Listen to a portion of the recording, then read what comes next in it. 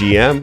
Thank you everybody for tuning in today. We've got a special episode with Sandy Carter from Unstoppable Domains. It is International Women's Day, and we have a lot of events going on, a lot of programming and educational things going on online from YouTube to Twitter. So Sandy, welcome. I'm glad you can join us and explain your perspective on what is Web3 and what we're doing today to really empower women in the space.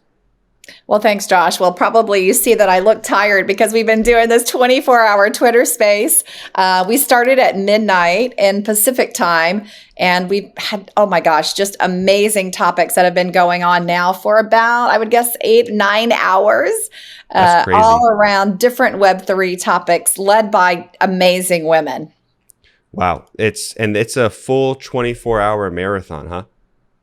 It's 24 hours. So we had over 80 companies that signed up to support Women of Web3. And I know we'll get to talk a little bit about that here in a second. But we were originally planning on doing 1 hour per company for about 24 companies, but we ended up with 80. And so we divided into half hours. So it's really awesome. Like today we heard Kristen from Blockchain Association talking about changes in state and city laws and which cities did it right, which cities didn't. We heard from communities. So we had someone on from Boss Beauties and from Fame Ladies, Crypto Chicks. I mean, talking about community and how you have to build community and how that's part of Web3. So anyway, I could go on and on. There are just so many topics and so much. And you can probably tell I've had a lot of coffee and tea this morning to kind of get me rolling as well. Well, let's keep that energy going. You know, I think it's awesome because Web3 really like part of the ethos of like NFTs and crypto is that we can come together from all over the world and contribute to, you know, this goal, this platform we're building upon. And it's great to see that support coming, you know, from companies all over to like support this woman movement and really support diversity in the space.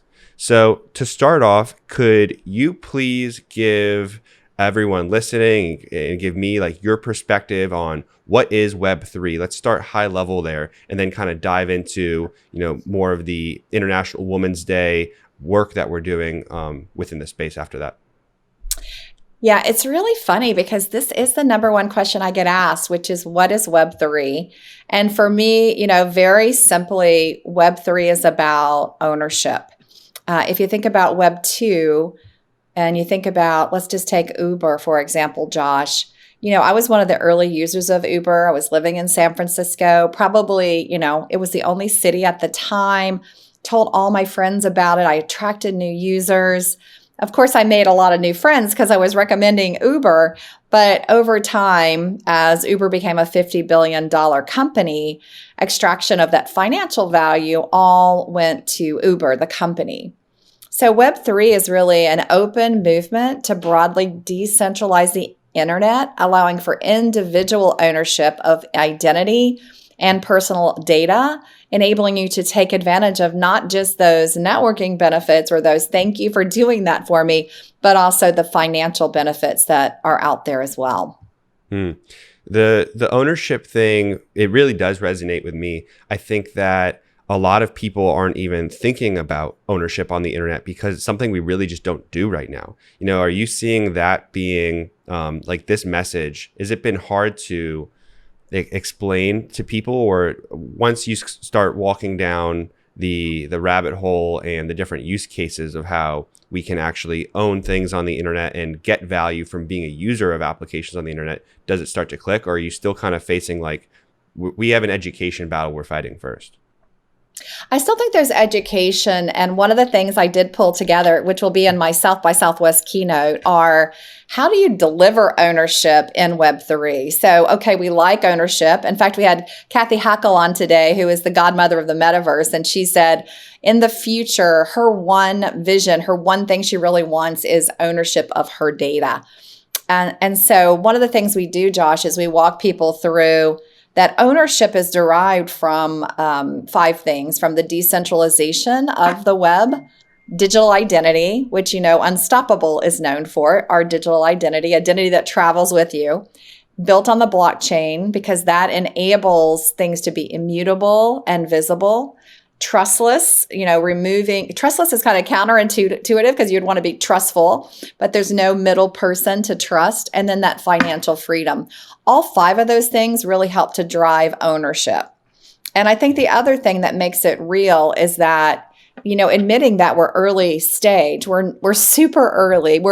I like to say we're in the dial-up phase of Web3. The tech is super expensive. We're still experiencing UX issues. We still have, we're still like all these companies are still built on technology of the past. And as our CEO, Matt likes to say, that's okay for right now, right? We're in the early days. And so it will catch up and we will be able to do that true decentralization as we work over time. Yeah, I was going to ask you as you were explaining, and then you answered my question before I even jumped in. Like, is that okay that we're so early? Some people may say, oh, well, we're early, so I'll wait a little bit longer. But it sounds like you really think it's still important to start experimenting and start learning about blockchain, crypto, NFTs, like the metaverse, and all the applications around it now.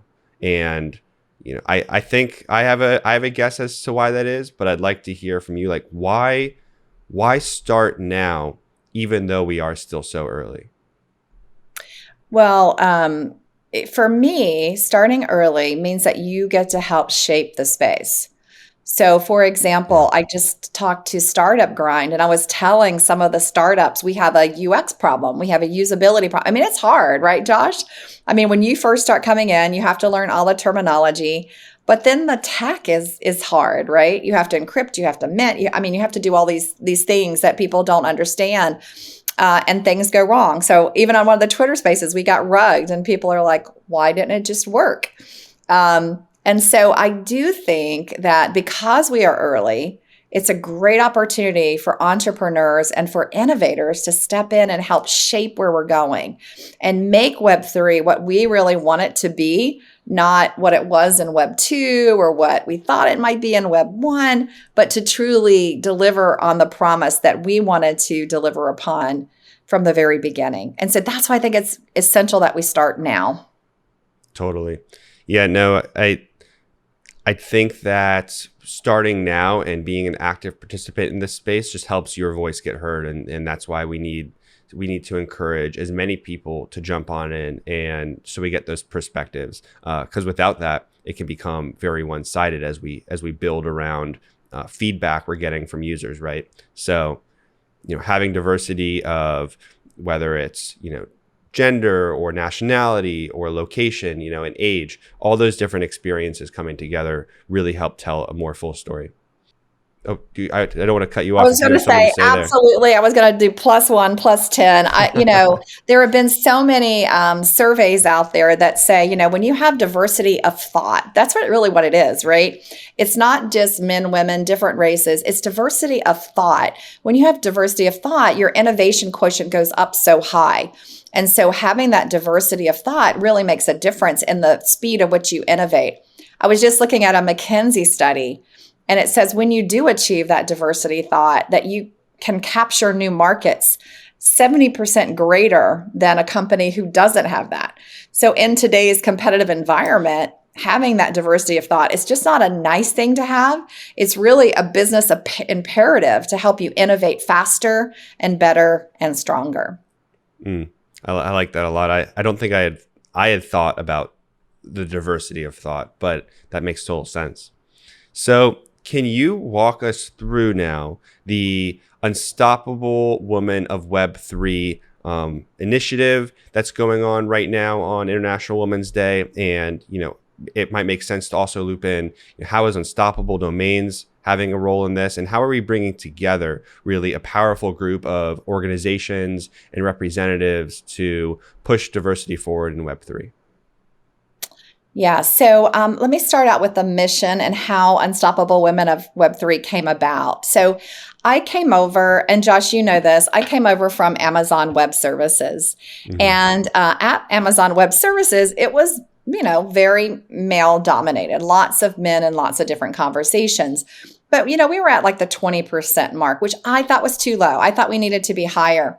But then in December, when I came to Unstoppable Domains, I would go to some of the conferences. I would be on calls. I'd be talking to my partners, and all I would see was like 100% guys and me.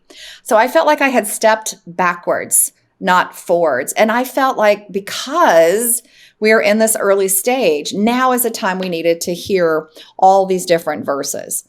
And so that's really what woke me up, and why I try to pull this together with our Unstoppable company, as well as all these other companies. And our mission is to make Web3 accessible for everyone. Women, of course, but everyone. We want everyone to be have that access to Web3.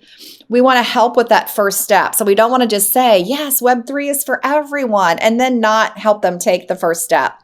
And we believe that one of the first steps is getting a domain. Because it makes it easy. It's a domain with superpower. It is your digital identity. It helps take away all those letters and numbers, makes it human readable. It's a really important entry point into Web3. Hence why we're giving away over $10 million of domains over this year for our women of Web3. Our next part of our mission is we want it to be action oriented. So more than just helping with the first step, we want to help you take every step. So we're launching education and networking and events, like in real life events too. So in Austin at South by Southwest, we have our first IRL event. And what's really cool about that is we're already sold out. And what is it? Now it's Tuesday before the event, like our event's a week away, and we've sold out the event. We're coming up with a waiting list, which just tells you women are hungry to network and to support each other. So that's the mission of what we wanted to do with Women of Web3. I think it's very powerful, and I think it really resonates. I mean, on these Twitter spaces, we're seeing hundreds and hundreds of women coming in and wanting to know more so that they can have an impact on the business. Yeah. I like how it's really that three-pronged approach focused on accessibility, education, and the entry point. The entry point is so massive because you talked about the question that you get so frequently is like, what is Web3? And then I feel like following that is, well, how do I start? You know, and where do you start is such a broad thing right now. And I struggle kind of pointing to the one source of, you know, starting point for anything crypto related. So thinking through that and providing kind of a roadmap for people to take on this journey is critical. So could you maybe elaborate just a little bit more on, you know, what does that entry point look like after you get a domain? You know, where do you envision the Unstoppable Women of Web3 movement helping, you know, participants after they get that domain? Where do they go next? Yeah, so we have a website. It's Unstoppable Wow3, so unstoppablewow3.com. We also have a unstoppablewow3.x, so we have the Web3 version of it too. And on there, we have a lot of things coming. So today, of course, is all about education. We've got a kind of a basic training class starting at 9 a.m. Pacific time, but viewable on recorded after we do it live today. That's basic 101. And then all the Twitter spaces are all different levels, 101, 102, 103. We're making recordings of all of those as well so that we can save those and then have different people listening in at other times. But after that, we've got classes. So we already have one up from FemPeak on our website. We are going to build our headquarters in Decentraland. Isn't that cool? So Decentraland gave us land, and we're going to build that. As I said, we're also going to do these live events. We have them planned in Austin, but then London and Paris and San Francisco and New York, so that we can do training by what each city is looking for. So the training and the education as well will be led by our very own Unstoppable Domains Learning and Development team, as well as FemPeak and others. We're going to do a Twitter space a week by different women on different topics. So we want to have different tracks, if you would, right? Technology, if you want to be really looking at, you know, blockchain and all the technology that exists out there. We also want inspiration, like, and how you kind of inspire others to join. We want change makers, how to create that right culture in the world, how to ensure that you're, you know, being green like Polygon is today. We want creator spaces and getting started spaces. mentoring spaces. So there's just a whole set of topics that we're going to go through to ensure that we really touch women where they are and what they're interested in. So we don't expect everybody to be a blockchain developer. We don't expect everybody to be a creator of an NFT. We want to meet each of those women where they are today. And I think that's the power of having 70 companies come together to build that mentoring platform together and to get all these different voices, because each one does something different. Yeah. Yeah. I like that you mentioned, not everyone needs to be a developer or an NFT creator. And a lot of people say, I'm interested in blockchain. I'm interested in Web3. I have some NFTs myself, but I don't really know how to work in this space. So it sounds like with collaboration from a lot of major corporations and businesses, we can educate about the other roles that are that people can step into. I'm guessing there's I know this from working at a blockchain startup with you. Like, we have marketing, comms, HR, business development, and developers. So there's that role too. But we have tons of open spots. I mean, content. I'm a podcast host, right? And working on across a bunch of different social streams. What surprised you or like been insightful from some of these partners that have come together in terms of what they're looking for in terms of bringing Web3 into their organization? Are you seeing that diversity of roles and entry points into a company across all those partners as well? Yeah, and I think it's different from what I would call some of our Web2 companies that have joined us, as well as some of our Web3 companies that have joined us. The Web2 companies are just fascinated and they want to catch up as quickly as possible. So a lot of them are looking for just kind of that basic training, right? Like, how do I get started? What do I do as a company? And so we're really looking for B2B use cases. In fact, at South by Southwest, Josh, one of the sections, I talk a lot about the user, but I talk a lot about the company. Like, what can your company do to get started? And I think it's really important that we differentiate the two, because companies want to know, how do I take that first step, right? Like Nike did, buying a company that creates virtual shoes for the metaverse and for games. But it doesn't have to be that. It's I was talking with Anna Seacat, no relation to our Lisa Seacat, and she said that her CEO has now given people the option of being paid in crypto, 100%, half, and they're not even a crypto or a Web3 company. So I see all different levels of interest from different angles. In addition to all the roles you talked about, Josh, too, I also see that there's a big interest in training on the different avenues of Web3, metaverse, DeFi, games. Some people don't know, I once ran the largest female gaming group or community in the world. Games are really hot in this space too. So they're music, right? We did an odd pop film contest for women. What is Web3? Film is taking off in Web3. Fashion. We talked this morning about a metaverse fashion show that's happening, and Kathy's going to be one of the hosts of that. Anyway, there's just, it's across every industry. It's across every type of role, I think, that exists today. So I think if you're interested, I think you need to figure out kind of a broad brush of what's going on and then dive deep, because there's no way, and this because you've been a podcast host for a while, people can go really deep and there's just no way you can learn it all. So kind of go broad, figure out what you're interested in, and then go deep in that subject. Totally. No, that's so well put. And I'm glad to see that there is really so much diversity in the ways people can get involved. It's not even just a functional role. It's like a topical, like what area do you want to work in? Is it fashion or is it gaming? And you have those choices too. So lots of ways to get involved in Web3. There's more and more movements popping up every day. So glad to see the Unstoppable Women of Web3. And I want to just read the mission statement one more time so that everyone listening can really get a grasp of it. The Unstoppable Woman of Web3 doesn't just believe in an equal, democratized, and decentralized future.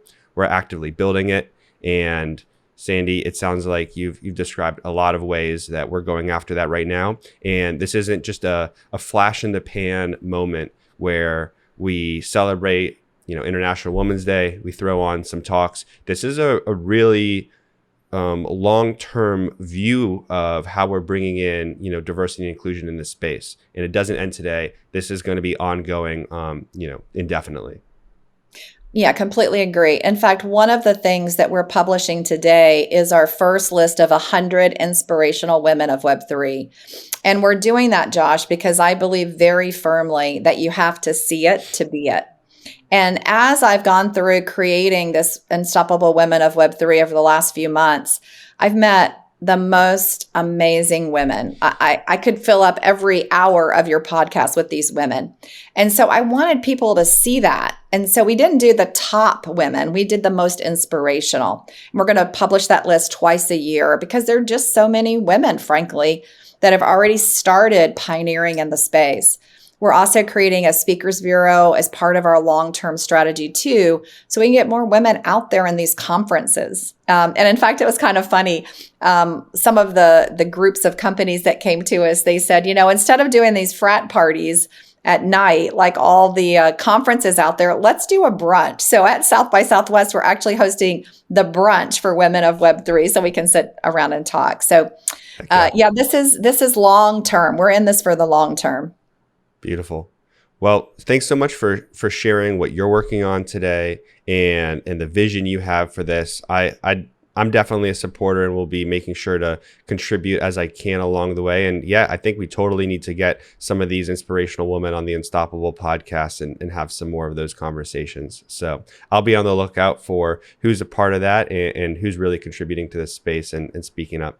So thanks so much, Sandy. And unless you have anything else, we can let you go because I know you've got to get back to your 24-hour Twitter Spaces and a YouTube Live coming up shortly.